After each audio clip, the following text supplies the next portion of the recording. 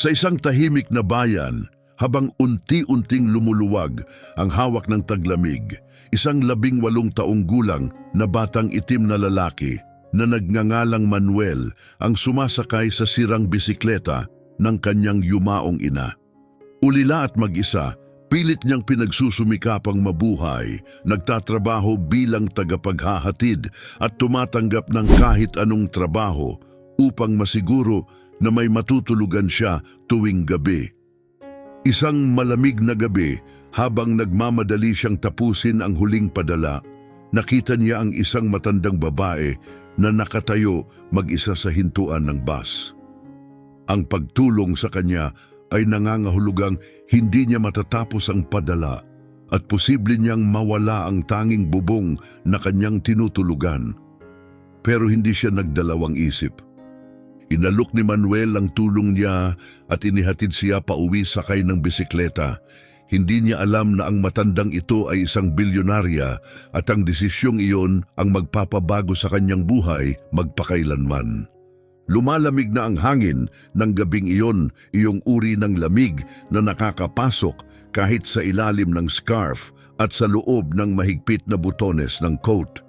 Sa dulo ng bayan, kung saan ang mga punong walang dahon ay nakahanay sa mga bitak-bitak na bangketa at ang mga poste ng ilaw ay kumikislap ng mahina, tila kinalimutan ang hintuan ng bus. Tuloy lang sa paglakad ang mga tao. May mga may bit-bit na grocery, ang iba'y abala sa cellphone, lahat ay nagmamadaling makarating sa kani-kanilang bahay bago tuluyang dumilim. Wala ni isa ang napansin ang matanda. Nakatayo ang babae sa isang kupas na beige na coat. Ang kanyang uban ay sumisilip sa ilalim ng lumang bonnet. Mahigpit niyang hawak ang isang lumang pitakang gawa sa balat, habang sabik na pinagmamasdan ang bawat dumadaang sasakyan. Umaasang isa rito ang inaabangan niya. Naririnig ang kanyang mahihinang bulong tungkol sa bus number 12 at isang kalye na tila hindi akma sa lugar. Maya-maya, sa di kalayuan, huminto si Manuel upang uminom mula sa kanyang de-okalidad na metal na bote ng tubig. Payat siya, litaw ang hirap at gutom, suot ang hoodie na kupas na sa dami ng taglamig at sapatos na halos hindi na magkaanyo. Ang bisikleta ay nakasandal sa isang upuan, kalawangin ang kadena, maingay ang pedal at tila bibigay na ang likurang rack. Ang bisikletang iyon ay sa kanyang ina. Simula nang mamatay ito, iyon na lang ang tanging gamit niya sa paghahanap buhay. Naghahatid ng groceries, gamot at mga pakete upang kahit paano'y makasurvive. Isang padala na lang ang natitira niya ng gabing iyon bago mag-alas 8. Kapag naihatid niya ito sa oras, may pambayad siya sa upa. Kapag hindi, sinabi na ng may-ari, palalayasin siya kinabukasan. Hinatak niya ang strap ng kanyang bag at handa nang umalis nang mapansin niya ang matanda. Hindi ito mukhang naghihintay ng sasakyan, mukha itong nawawala. Luminga-linga ang matanda, tiningnan ang kalsada, tapos ang sarili niyang mga paa na para bang hindi na sa kanya. Naririnig ang kanyang tinig sa hangin, hindi sigurado nanginginig tungkol sa Willow Lane o Garden Street at bus number 12. Parang mga tuyong dahon na dala ng hangin ang kanyang mga salita. Walang ibang nakarinig kundi si Manuel. Bago pa niya maintindihan ang sarili, naglakad na siya papalapit, hawak ang bisikleta sa gilid. "Excuse me po, Lola," marahan niyang sabi, ayaw niyang gulatin ito. "Ayos lang po ba kayo?" Napatingin ang matanda, tila nalilito, na para bang may nakita siyang kilala. "Uuwi sana ako," mahina nitong sabi, halos parang isang buntong hininga. "Sa tingin ko, naiwan ako ng bus, o baka ako ang hindi nakasabay." Mahinang tawa ang lumabas, tila babasagin kung hahawakan. Tumango si Manuel, "Saan po ba kayo nakatira? Baka po matulungan ko kayong makauwi." Binuksan ng babae ang kanyang bag at nagsimulang maghalungkat. Lumabas ang panyo, isang bukas na lipstick, mga bariyang lumulutang, isang tiket ng bus mula 2 araw na ang nakaraan pero walang address. May kumirot sa dibdib ni Manuel. Napansin niya ang kwintas ng matanda. Nakasabit doon ang isang maliit na oval pendant. Lumapit siya para basahin. Nakaukit sa likod gamit ang eleganteng sulat kamay. Anita Herrera, 48 Oak Hill Drive, Northside. Napalunok si Manuel, Oak Hill. Pamilyarang lugar na iyon. Malayo iyon, halos 2 oras sa bisikleta at puro paakyat. Napatingin siya sa orasan. Kung tutulungan niya ang matanda, hindi niya maaabot ang delivery. Mawawalan siya ng tirahan. Malalamigan siya ngayong gabi. Pero nang tumingin siya sa mata ni Anita, banayad, may edad, puno ng inosenteng tiwala, alam niyang hindi niya kayang iwan ito. May mga desisyong higit sa lahat, kahit may kapalit. Ngumiti siya. Medyo malayo po pero kakayanin natin, ani Manuel, habang maingat na tinulungan siyang sumakay sa likod ng bisikleta. Ipinulupot niya ang lumang scarf sa upuan at ibinalot ang kanyang jacket sa balikat ng matanda. Kapit lang po, dahan-dahan lang tayo. Tahimik na tumawa si Anita. Parang apo ko, anya. Ganyan din ang sapatos niya. Laging pudpod, pero may dignidad. Hindi na siya itinama ni Manuel. Tumangulang siya at nagsimulang magpedal. Mabagal sa una, pero tuloy-tuloy habang iniiwan nila ang ilaw ng bayan. Unti-unting naging kulay abo ang langit hanggang sa tuluyang madilim. Kumurba ang daan at paakyat pero hindi tumigil si Manuel. Bawat ikot ng pedal ay puno ng kahulugan at tahimik na determinasyon. Habang nagpedal si Manuel sa dilim, marahang humuni si Anita sa likuran. Minsan ay tatahimik siya, minsan ay magtatanong kung nasaan na sila. At pagkatapos ng ilang sandali ay muling makakalimutan ang sagot. Sa bawat pagkakataon, sinasagot siya ni Manuel na parabang iyon ang unang beses. Malapit na po tayo, konti na lang lampas sa burol na iyon, marahan niyang sabi. Lalong lumamig ang hangin at unti-unting nawala ang mga ilaw sa lansangan pero patuloy lang si Manuel sa pagpadyak. Nadaanan nila ang mga natutulog na palayan na natatakpan ng manipis na yelo, tumawid sa mga tahimik na tulay na sinisinagan lang ng buwan at isang beses huminto para makahinga si Anita. Sa isang maliit na gasolinahan sa daan, ginamit ni Manuel ang huli niyang dolyar para bilhan siya ng mainit na tsaa. Pilit niyang ipinainom ito kay Manuel muna. Mas kailangan mo ito kaysa sa akin, sabi niya. Mahina ngunit matatag ang boses, may init at kabaitan na nagpapaalala kay Manuel sa kanyang ina. Pagdating nila sa 48 Oak Hill Drive, 9:30 na ng gabi. Nakatayo sa ilalim ng liwanag ng buwan ang puting gate. Kupas na ang pintura at tinutubuan ng baging ang bakal na balangkas. Nanginginig ang mga binti ni Manuel sa pagod, manhid ang mga daliri, pero daman niya ang kaginhawaan. Kumatok siya isang beses tapos muli. Isang lalaking may edad, naka-bathrobe, ang nagbukas ng pinto. Nanlaki ang mga mata sa gulat nang makita si Anita. Miss Anita, Diyos ko, nasaan na po kayo? Tinawagan na namin ang lahat ng ospital. Sigaw ng lalaki. Napalingalinga si Anita, tila nagising mula sa mahabang panaginip. Naglakad lang ako o baka sumakay, bulong niya sabay ngiti kay Manuel. Lumapit ang lalaki, nanginginig ang boses sa pasasalamat.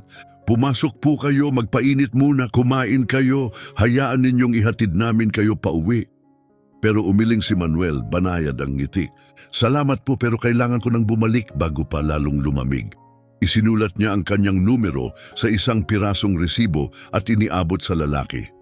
Kung sakaling kailanganin niyo ulit ng tulong. Pagkatapos ay sumakay siyang muli sa kanyang bisikleta at lumisan.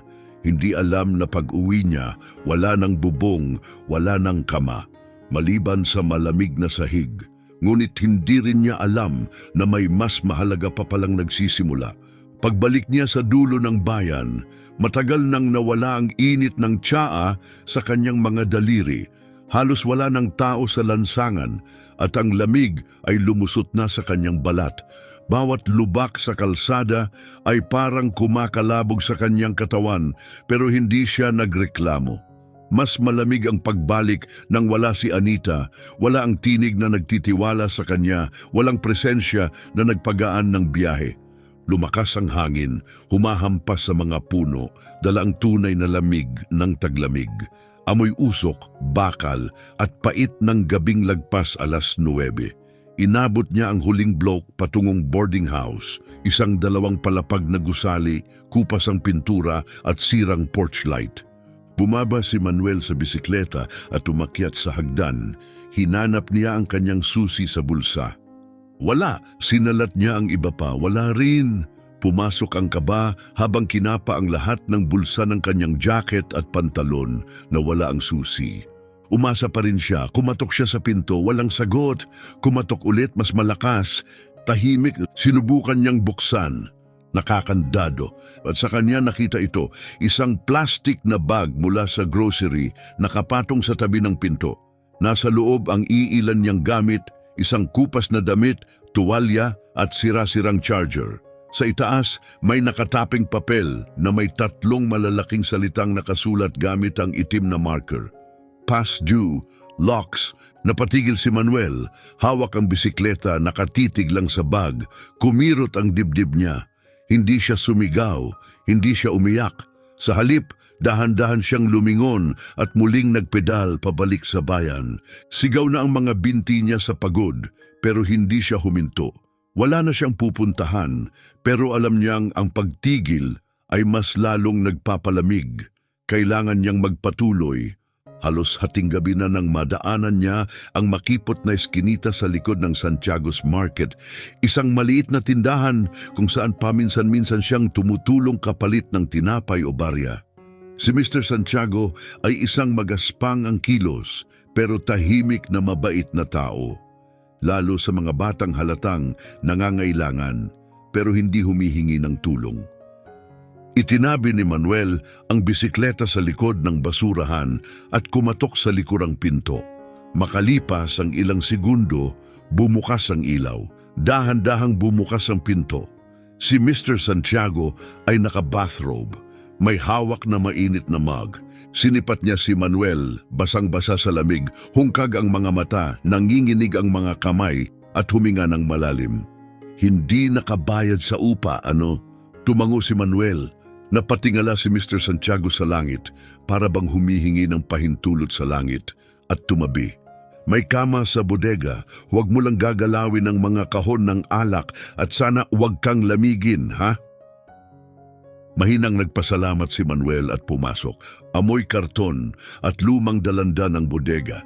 Isang siraing radiator ang marahang umaandar sa sulok, pilit nagpapainit. Hindi alintana ni Manuel. Isinampay niya ang kumot sa balikat at humiga sa kama. Mabigat ang kanyang katawan, masakit ang dibdib, pero ang kanyang puso sa wakas ay payapa. Hindi na siya takot matulog, may kung anong kapayapaang dala ang biyahe.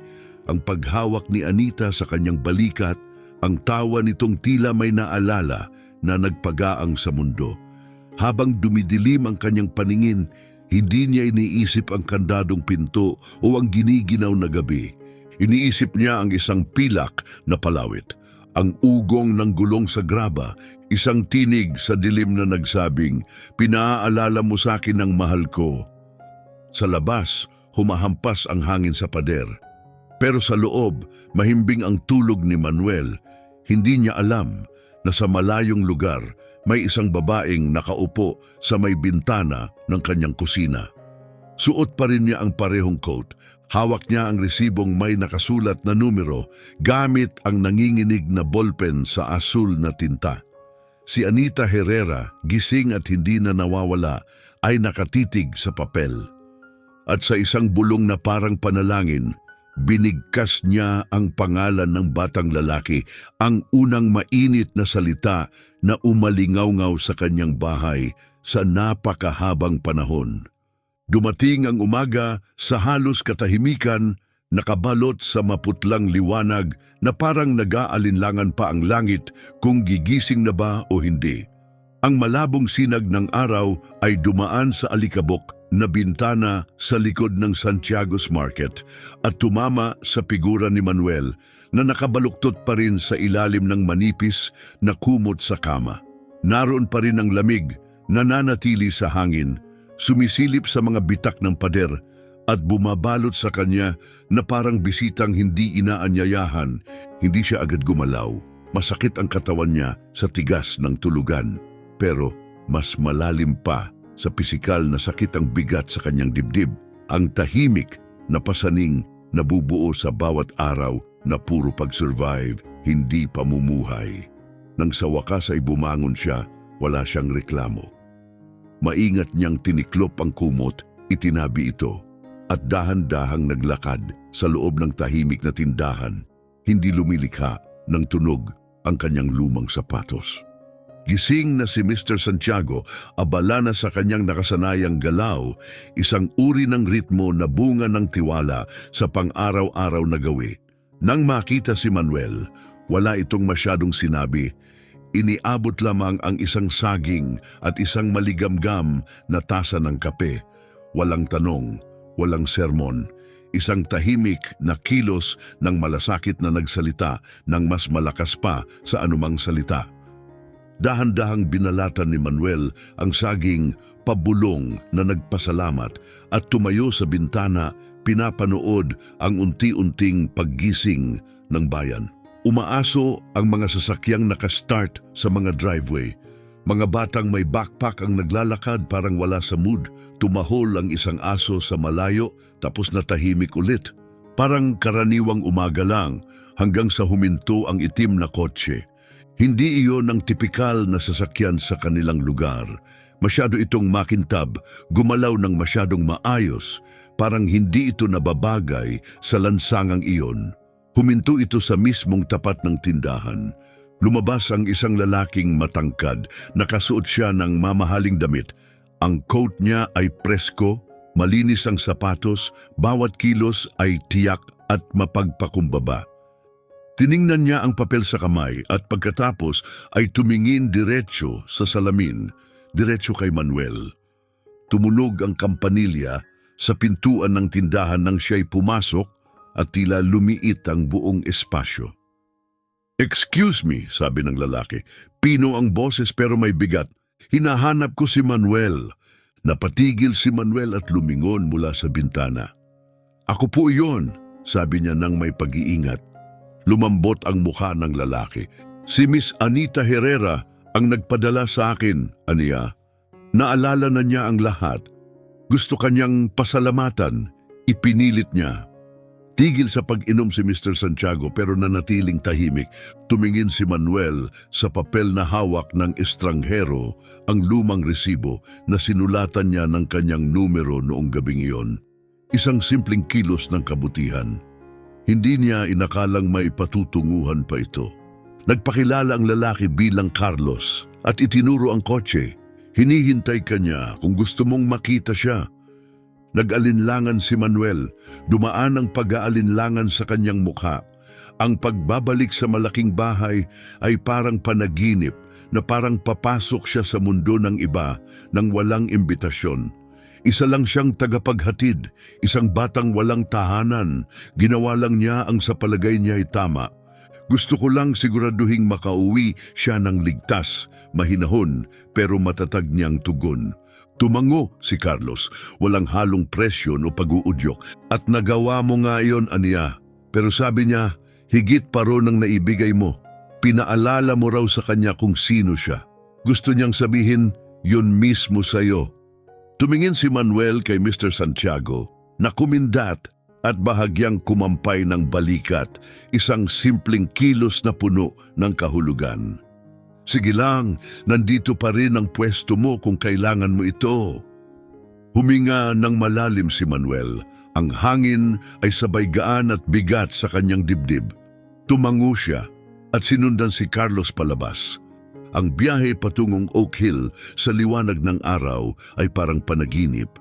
Ang mga punong nakakatakot kagabi ay matayog at tahimik na ngayon. Pamilyar ang bawat liko ng kalsada, maliit na ang mga burol. Pero ramdam pa rin niya ang pagod sa bawat bahagi ng katawan. Buhay na buhay pa ang alaala ng gabi.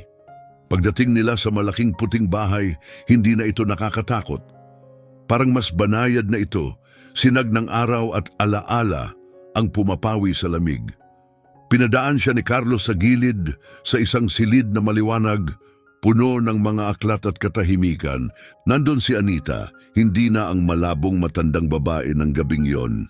Ngayon, malinaw ang mga mata niya, alerto ang ekspresyon, maayos ang kanyang buhok, maginhawa ang tindig. Nang makita niya si Manuel, kumislap ang kanyang mukha na parang pagsikat ng araw sa malamig na burol. "Ikaw!" mahinang sabi niya, nanginginig sa damdamin, "Ikaw ang nagbalik sa akin." Inabot niya ang kamay ni Manuel at hinayaan niya itong hawakan siya. Banayad ang hawak ni Anita, pero buo. "Naalala ko na lahat," sabi niya. "Bawat kalsada, bawat salita. Hindi mo ako tinrato na parang sirang tao. Pinaramdam mo na ligtas ako." Yumuko si Manuel. Hindi niya alam kung anong sasabihin. Parang masyadong malaki ang mga salita para sa simpleng ginawa niya. Pero hindi pa tapos si Anita. Yumuko siya ng kaunti at tinitigan si Manuel sa mata, puno ng sinseridad. "Hindi ko alam kung anong klaseng buhay meron ka," sabi niya. "Pero gusto kong malaman. At kung wala kang matutuluyan, ikinararangal kong ialok ang tahanang ito. Hindi lang para sa gabi, hanggat kailangan mo." Hindi nanginginig ang kanyang tinig. Napakaraming silid sa bahay na ito pero kulang sa init. "Baka matulungan mo akong punuan yon." Napatitig si Manuel, hindi makapagsalita. Tinamaan siya ng alok, malalim, totoo, halos hindi ka panipaniwala. May bahagi sa kanya na gustong tumanggap, pero may isa ring bahaging nagdadalawang isip. Umatras ng kaunti si Manuel, maamo at taus-puso ang kanyang tinig. "Napakabuti ng alok nyo," mahina niyang sabi, "pero hindi ko kayo tinulungan para sa anumang kapalit. Gusto ko lang siguraduhin na ligtas kayo." Hindi umiwas ng tingin si Anita, at yan mismo, tugon niya, puno ng init ang tinig, ang dahilan kung bakit gusto ko na manatili ka. Hindi agad sumagot si Manuel. Ang katahimikang sumunod ay hindi nakakailang. Banayad ito, may alinlangan, pero puno ng kahulugan. May isang bagay sa pagitan nila na hindi kailangang ipaliwanag, isang bagay na lampas sa salita. Kinagabihan, bumalik si Manuel sa Santiago's Market at muling natulog sa lumang kama. Ginising siyang muli ng parehong lamig, ng parehong dim na pader, ngunit may kakaibang pakiramdam, parang may nabago. Sa unang pagkakataon matapos ang mahabang panahon, may taong tunay na nakakita sa kanya, hindi dahil sa kakulangan niya, kundi dahil sa katahimikang lakas na dala niya. Ang lakas ng taong dumadating kahit walang nakatingin. At sa malayo, sa isang silid na puno ng liwanag, nakaupo si Anita, hindi dala ng awa kundi ng pagkilala. Pinaplano na niyang bumalik kinabukasan, hindi dahil may utang na loob, kundi dahil minsan ang pamilya ay hindi laging kadugo, kundi yaong pinipiling samahan tayo sa dilim. Dumating ang susunod na umaga ng banayad. Ang mga ulap ay parang pininturahan ng ginto. Sinisilip ng araw ang mundo ng may pag-iingat. Ayaw sirain ang katahimikan. Sa bodega, gising na si Manuel. Nililinis niya ang sahig, inaayos ang mga kahon, sinusubukang ibalik ang sarili sa dating ritmo. Pero palagi siyang bumabalik sa mga salitang sinabi ni Anita.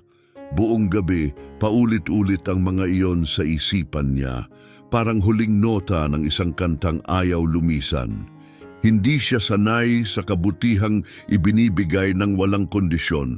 Wala pa siyang natanggap na ganoon, lalo na mula sa taong tumingin sa kanya na may mahinahong pag-asa.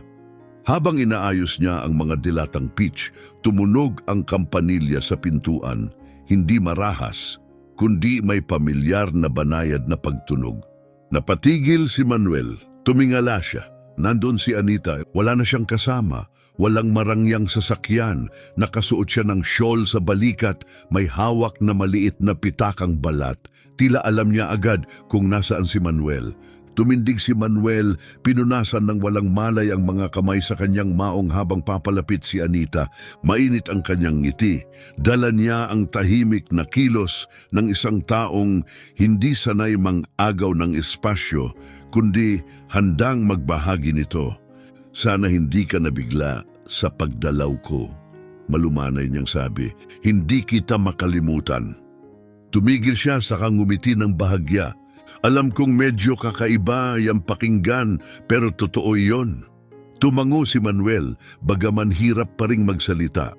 Muling luminga si Anita sa paligid, tapos yumuko ng kaunti, parang ang susunod niyang sasabihin ay para kay Manuel lang. Matagal na akong nakatira sa malaking bahay na yon, panimula niya. At ngayong umaga, mas tahimik ito kaysa dati. Mas tahimik pa sa panahon ng pagkawala ng asawa ko. Mas tahimik pa noong nawala ang apo ko. Pinaalala mo siya sa akin, dagdag niya. Ang kabaitan mo, ang mga mata mo, ang paraang nakikinig ka nang hindi kailangang magsalita. Nang tinulungan mo ako noong gabi na iyon, walang tanong, walang kapalit, may ginising ka sa loob ko. Isang bahagi na hindi ko na malayang natulog na. Hindi makatingin si Manuel, idiniin niya ang daliri sa gilid ng counter. Mula sa kanyang bag, inilabas ni Anita ang isang nakatiklop na papel, makapal at kulay garing.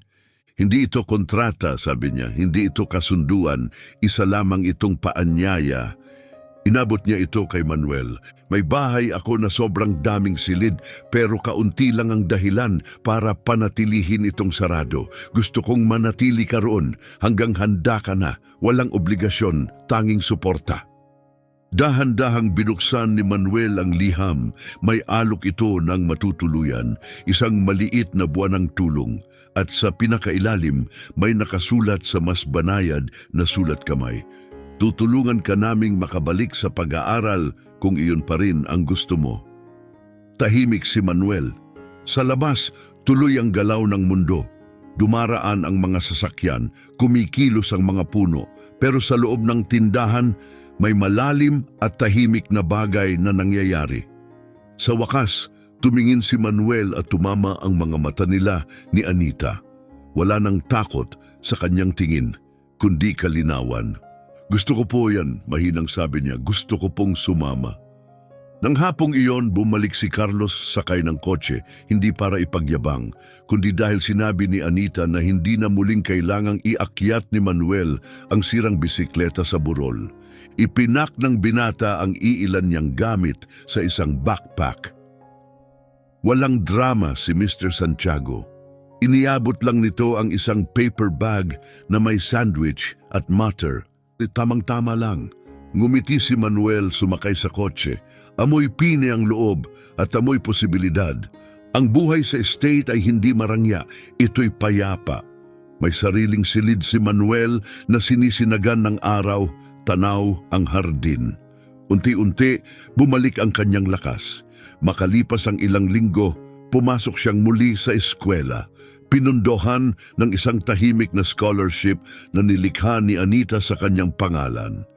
Hindi siya ginawang proyekto, hindi ikinuwento ni Anita ang kanyang kwento na parang pag-aari niya ito. Sa halip, tinanggap niya si Manuel sa kanyang araw-araw. Naglalakad sila tuwing umaga sa greenhouse, nag-uusap habang nagchatcha, at tuwing Sabado't Linggo, nangangarap sila ng mas malawak pa. Magkasama nilang sinimulan ang isang bagay na matagal nang pinapangarap ni Anita, ang The Willow Light Fund, ipinangalan sa kalye na minsang kanyang nakalimutan at sa kabaitan na hindi niya kailanman makakalimutan. Ang misyon ay simple, suportahan ang kabataang may potensyal pero walang malinaw na landas, kanlungin ang matatandang napabayaan ng lipunan, at ipaalala sa lahat na ang dignidad at pag-aaruga ay hindi karangyaan, kundi karapatan.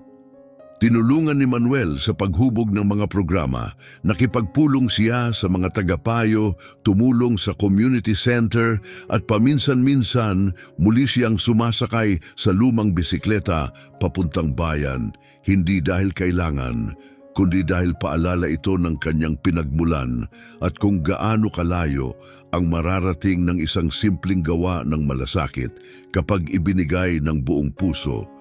At sa tuwing daraan si Manuel sa lumang hintuan ng bus, ang lugar kung saan nagsimula ang lahat, babagalan niya ang pedal, itataas ang tingin sa langit at ngingiti. Dahil minsan hindi mo kailangang hanapin ang tahanan. Ito mismo ang makakahanap sa iyo at minsan ang kailangan lang para magbago ang isang buhay ay isang sandali ng kabutihan, ang tapang na tunay na makita ang isang tao at ang pusong handang lumampas ng kaunti pa sa inaasahan. Kung ang kwentong ito ay gumalaw sa puso mo, tulungan mo kaming maipagpatuloy ang pagbabahagi ng mga makapangyarihang sandali tulad nito. Pindutin ang like, mag-subscribe, at huwag kalimutang i-activate ang notification bell upang simulan ang bawat araw ng mga kwento ng pag-asa, pagkatao at kahulugan.